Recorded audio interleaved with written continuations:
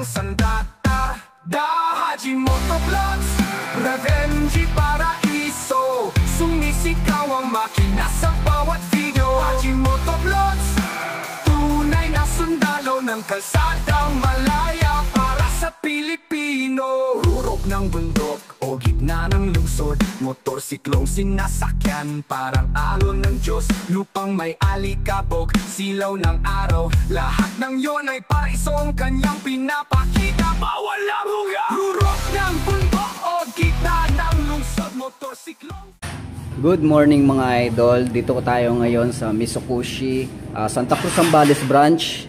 So ito yung bagong Rapido ng Euro, okay? So 110cc mga idol, no? So bago siyang decals. So check na rin natin kung meron na update sa kanya bukod sa decals mga idol. Okay? So unahin natin sa kanyang unahan mga idol, makikita natin yung kanyang headlight na naka-attach sa kanyang handlebar. So ang ilaw nito or ang gamit nitong ilaw sa kanyang headlight is halogen bulb, tapos meron po siyang park lamp. Okay? So pagdating naman sa baba mga idol, makikita natin yung Euro, yung E na logo, tapos ito Euro motor mga idol. Tapos makikita natin yung kanyang tornilyo dito na tatlo. So just in case na gusto mo siyang lagyan ng kung ano-ano. Okay? So sa decals naman mga idol, makikita natin, no, napaka forma, napaka sporty ng looks niya mga idol. Parang may details pa siya dito. Ayan, no. Okay? Yan, makikita nyo na dito niya, Rapido 4-stroke. Ayan. So 110cc mga idol, 110cc engine displacement, single cylinder po siya, single overhead cam 4-stroke with 2 valves mga idol. Para siyang smash mga idol. Okay? So yan yung pormahan niya. Makikita natin yung palikpik niya rito mga idol, no. Ayan. Pormahang galawang malupitan. Okay, ang kulay nga pala nito mga idol, meron po siyang pinaghalong red, tapos black, tapos meron siyang mga matte black dito mga idol. Yung mga matte finish niya. Okay? Tapos ito pa yung mga ibang kulay niya. Ito meron po siyang parang candy blue na may black. Tapos ito yung all black mga idol. So tatlo yung available niyang kulay dito mga idol sa Mitsukoshi Santa Cruz Zambales. So dito naman sa signal lights niya mga idol, makikita natin na ordinary peanut bulb ang gamit niya rito. Suspension sa harapan, gumagamit po siya ng telescopic fork with disc brake para sa braking system with 2-pot caliper. Tapos naka-spokes po siya o rim set. Tapos ang gamit ng gulong niya dito na sukat 2.50 by 17. Tapos tube type pa lamang ito mga idol. But then pagdating naman sa likuran mga idol, makikita natin yung taillight niya na gumagamit po siya ng ordinary bulb, tapos peanut bulb naman para sa kanya signal lights nasa iisang lalagyanan. Ito naman yung reflectorized, naka-attach sa kanyang back fender at yung kanyang plate holder. Pagdating naman sa suspension, dual shock absorber, drum brake po para sa braking system. Tapos spokes din po ang ginamit niya rito na may sukat na gulong na 2.75 by 17. Alright? At pagdating naman sa kanyang gilid mga idol, makikita natin yung kanyang susian para sa kanyang underseat compartment mga idol. Naka-attach din sa kanyang back fender. Okay, dito naman makikita natin yung kanyang sticker na Rapido, nakalagay 4-stroke, Supermoto Euro 3. Okay, Euro 3 compliant na po siya mga idol. At ito naman yung kanyang pillion footrest na napaka-sporty tignan, napakaganda. Yung paint job niya rito, napaka-solid na silver. Okay. So chain drive po ang gamit niya dito sa kanyang hatak. Ang sukat ng kanyang sprocket dito sa likuran is 38T. 428 38T. At dito naman makikita natin yung kanyang shifter. So I think nasa 4 na gear shifting to mga idol. Okay? Tapos ito naman yung kanyang side stand and center stand. At munti ko na makalimutan yung kanyang cover para sa chain, para mas safe yung rider and pillion. So dito naman sa kabila mga idol, same pa rin yung decals na nakita natin sa kabila mga idol. At dito naman makikita yung kickstarter. Okay? Yung brake pedal niya mga idol. Tapos rider footrest, same pa rin yung itsura niya dito sa kanyang pillion footrest. Rubber po yung ginamit niya rito mga idol, hindi po siya bakal. May bakal siya pero rubber yung pinakaano niya, top niya. Alright?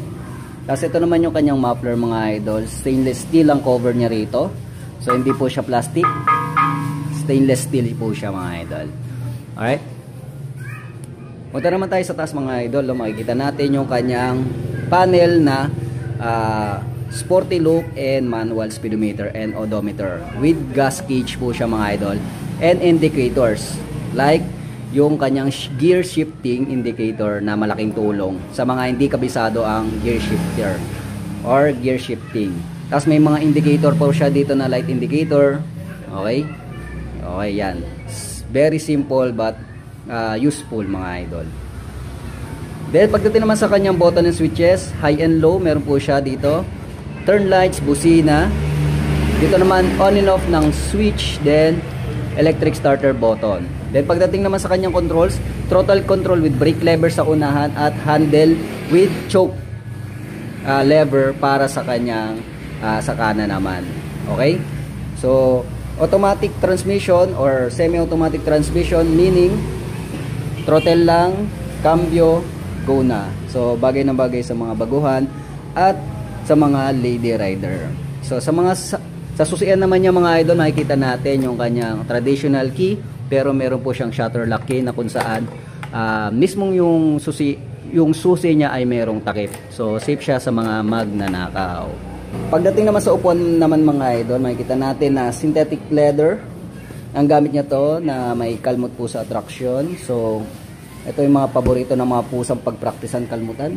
So ito siya. Sa foam naman is napakakapal. Dito rin sa pinion niya, okay din. So sulit na sulit din dito. Check natin yung under seat compartment niya mga idol. Under seat compartment niya mga idol, yan makikita natin, nandito yung gas refiller and yung under seat compartment. Ayan. So meron pa siyang cover dito. So safe na safe ang mga valuable things mo mga idol. So dito rin naka-attach yung kanyang baterya. So ilalagay na lang natin dito, tapos naka-attach yung baterya. So pwede na rin, no? So meron na tong dalawang puntil para sa helmet or sabitan ng kung ano-ano. Okay. Then ito yung gas refiller niya. Yan. So napansin ko lang wala po siyang alulod system na katulad ng iba, pero okay lang naman din. Dito rin natatatapon yan. No? So iwasan na lang na ma-overflow ng nagre-refill. Alright. Tapos dito naman meron mga rubber dito mga idol para sa safe ng tangke ng para hindi siya magasgasan. Ayan, halatang halata pa yung rubber. Okay. Pag sinabi niyang sulit, tiwala ka na. Review na diretso, hindi gawa-gawa. Sa likod ng visor, may tanalang boses. Bawat salita parang kalabit ng throttle. Hindi lang specs, pati kwento ng makina. Okay, when it comes to price, cash and installment mga idol, via Mitsubishi Santa Cruz Zambales. So ito yung presyo niya mga idol. Rapido 110, okay, 47,900 para sa cash niya mga idol, and 3,500 para naman sa kanyang down payment. So meron siyang 6 months, 12 months, 18 months, 24 months, 30 months, and 36 months. So 2,387 yan sa 36 months, at may rebate po siya na 300 pesos. So kung magtatanong ka kung anong previous niya, syempre meron helmet, tools, 3 years LTO registration, and TPL insurance po siya mga idol. So kompletong-kompleto na yan mga idol. Ikaw na lang ang kukuha rito. So ano pang hinihintay nyo? Kumuha ka na rito, Santa Cruz Zambales, Mitsubishi brands. Let's go!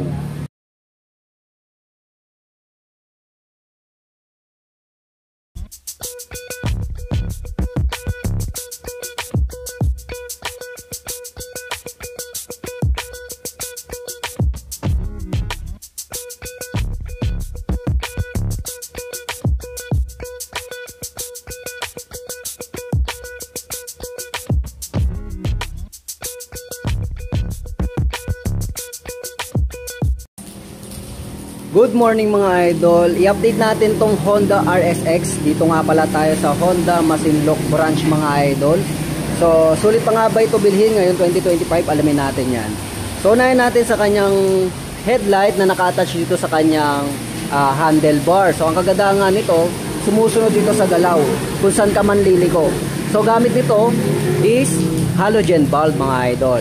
So pagdating naman sa kanyang signal lights, napakaganda at solid naman ito mga idol. So meron siyang mga park light dito mga idol. So LED po ang gamit niya mga idol.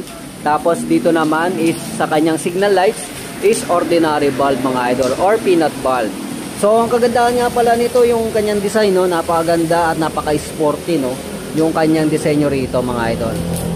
Kulay nga pala nito pinaghalong black at saka red mga idol. So makikita natin may naka-attach dito na minimalistic na Honda. Tapos dito naman RXX mga idol. So makikita naman natin sa gilid mga idol, makikita natin yung mga decals niya, oh, na pinaghalong gray and black. So gray. Gumagamit ito ng telescopic fork with drum brake para sa kanyang braking system. Spokes po ang ginamit niya rito. Okay, may sukat na gulong na 70 by 90-17. Tube type pa lamang ito mga idol. Habang sa likuran naman mga idol, makikita natin yung taillight niya na gumagamit ng ordinary bulb. Peanut bulb naman para sa kanyang signal lights. Tapos nandito yung kanyang reflector at merong sticker pa rin dito sa kanyang back fender na kung saan may naka-attach dito na plate holder. Gumagamit ito ng dual shock absorber mga idol na coated ng gray para sa kanyang spring coil. So drum brake po ang kanyang braking system. Spokes po ang ginamit niya sa kanyang gulong. At syempre yung gulong niya may sukat na 80 by 90-17. Then pagdating naman sa gilid mga idol, makikita natin yung decals na RSX. Ayan, dito ako nabubulol. RSX. Alright? Then meron po siyang nakalagay dito PGMFI. So meaning fuel injection na siya na kung saan mas matipid ito sa pagkonsumo ng gasolina. And then dito naman makikita natin meron po siyang cover para sa kanyang hatak mga idol or chain drive. Okay? So ang ginamit niya rito is metal. Okay? So baba saka itaas po siya mga idol. Tapos dito naman makikita natin yung kanyang kambyo na kung saan meron po siyang 4 na gear na pagpipilian. Ito naman yung kanyang side stand and yung center stand. Tapos ang ganda rin ng kanyang pillion design ng bracket niya mga idol, no? So gamit nito is rubber mga idol. Dito rin sa kanyang rider position.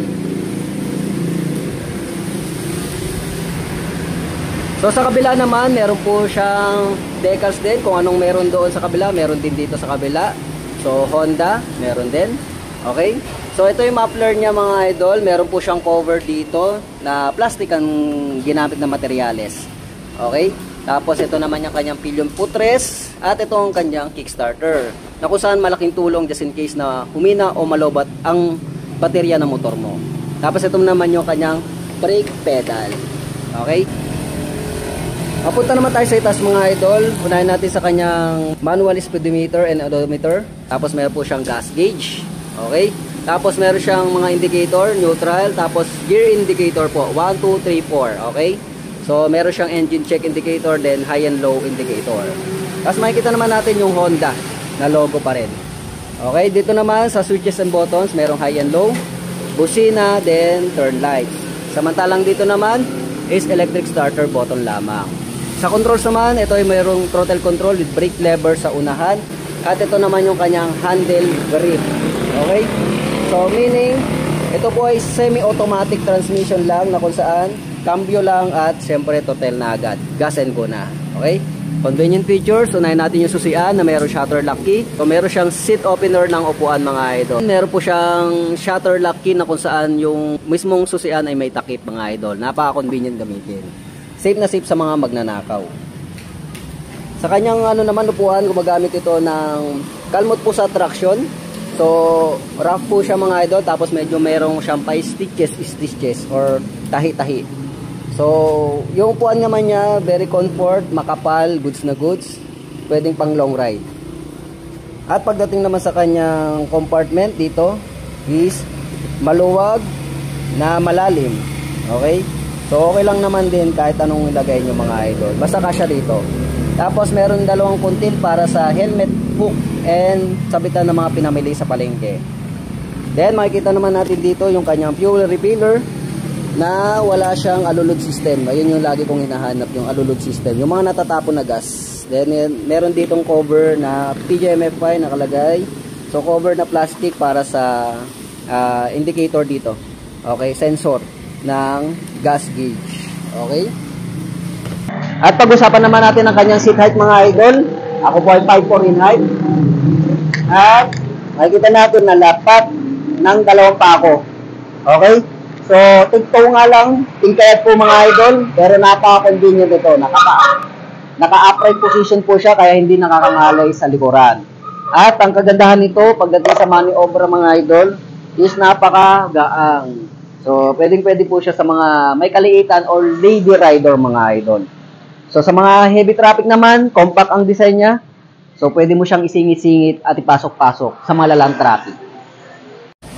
At pag-usapan naman natin ang kanyang presyo via Guanzon Masinloc branch. So, ang Wave RSX 110 drum brake mga idol is nasa 64,900 ang cash. Down payment nito is 4,800. At para sa monthly installment naman ito para sa 3 years is nasa 3,493 pesos. Ayan po ang RSX 110.